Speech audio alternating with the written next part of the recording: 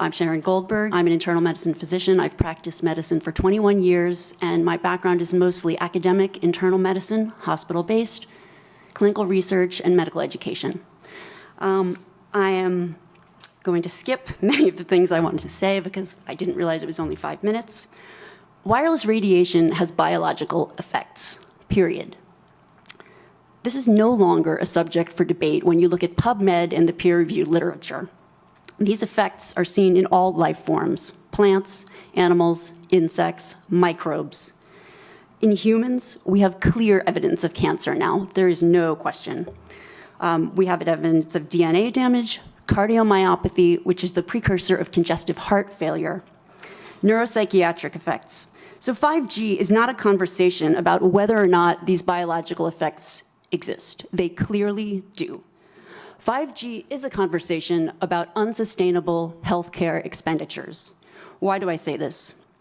We've been sitting on the evidence for EMR and chronic disease for decades. And now we are seeing all these epidemics appearing. So diabetes is the first epidemic. I think most of you know the statistics. They're very scary. 1 in 3 American children will become diabetic in their lifetime, and if they're Hispanic females, the number is 1 in 2. Okay. So what does this have to do with wireless radiation? Wireless radiation and other electromagnetic fields, such as magnetic fields and dirty electricity, have been clearly associated with elevated blood sugar and diabetes. That is what the peer-reviewed literature says. It is not opinion. The closer you live to a cell tower, the higher your blood glucose. That is based on hemoglobin A1C measurements. So the idea with small cells of putting the cells closer to people's homes and bedrooms scientifically is very dangerous. And from an economic perspective, it's dangerous. And you may not know this. I was shocked to find this out. But the way you create a model of diabetes in rats in the lab is by exposing them to 2.4 gigahertz. And this is not for long-term exposure. So I don't have time to talk about the costs, but the huge problem with diabetes really is chronic kidney disease. End-stage renal disease, the worst complication of diabetes, leads to hemodialysis. Hemodialysis is an automatic qualification for Medicare. And if you don't qualify for Medicare, we still have to dialyze the patient.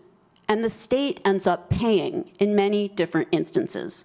So renal failure is 1% of Medicare, but it takes up 7% of all Medicare expenditures.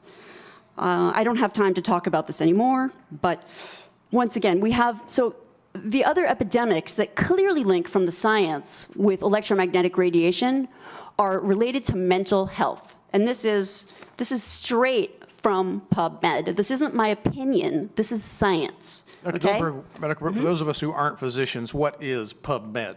I'm sorry. It's just it's our National Library of Medicine. This is where you would go. This is just the peer-reviewed literature. So we have 3 epidemics that clearly, they're essentially one epidemic. We have deterioration of mental health in the United States. And if you look really at the science, what does it show? And these epidemics are our suicide epidemic, epidemics in violent, shootings, and the opioid epidemic. And I don't have 5 minutes is not the time to talk about this. This is in the peer-reviewed literature. I have a file to submit for the record, but these are facts. These are things that have just been glossed over by the wireless industry, and I really don't have time to talk about them in 5 minutes. I wish I did. But we need to examine our epidemics in the context of our EMF exposures. What does that mean? That means that the CDC, tracking these epidemics, we need to start measuring how much radiation are people being exposed to. And before we roll out 5G, and this means there are 4 kinds of electromagnetic fields that we know are harmful to human health. So radio frequency radiation, magnetic fields, dirty electricity, and electric fields, okay? Our exposure, any given person, and all humans are affected by EMFs.